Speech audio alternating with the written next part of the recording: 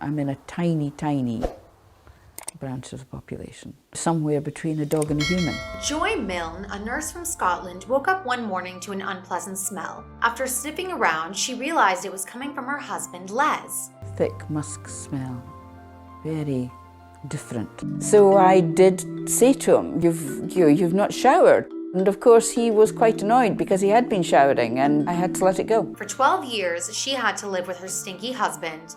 Then Les was diagnosed with Parkinson's disease.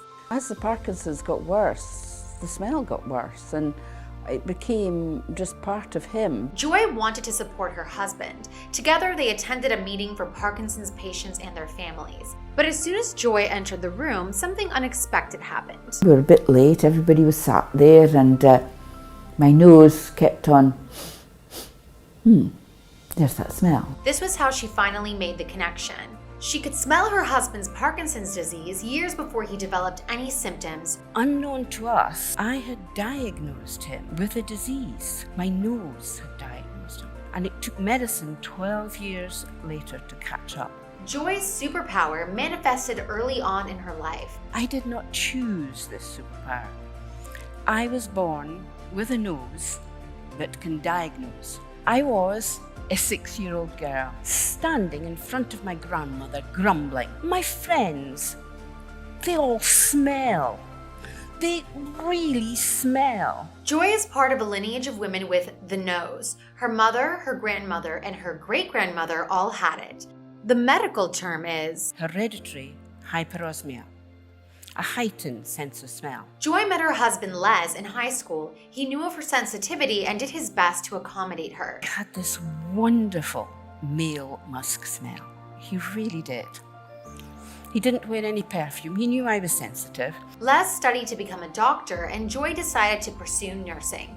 During her shifts at the hospital, she noticed that different diseases had different distinct smells. I called it my nursing bag of smells. When Les was 31, Joy noticed that his scent began to change. It was no longer the wonderful smell she enjoyed, but something much more unpleasant. 12 years later, after that fateful Parkinson's meeting, Joy shared her suspicion with her husband that she had diagnosed his disease years in advance. And I could see his face change. He had begun to realize as a doctor, we perhaps had found a biomarker, an early diagnostic indication of Parkinson's disease. Needless to say, this discovery had the potential to impact the lives of many. There was a way to detect Parkinson's in people far earlier and start treating it earlier.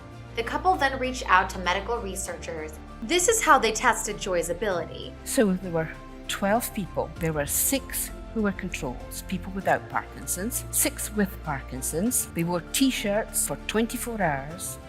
They weren't allowed to bathe or have any perfume on. She correctly identified 11 out of 12 shirts in the experiments. Even more amazing was that she mistakenly identified a healthy subject as a Parkinson's patient. But actually he came back and told the team that he had just been diagnosed. That was about 9 months after Joy had smelt. Joy's ability led to a breakthrough in the research into identifying Parkinson's at an early stage through a simple test. Early detection can significantly improve patients' quality of life and even slow the disease's progression. Unfortunately, Les was diagnosed at a later stage and passed away from his condition.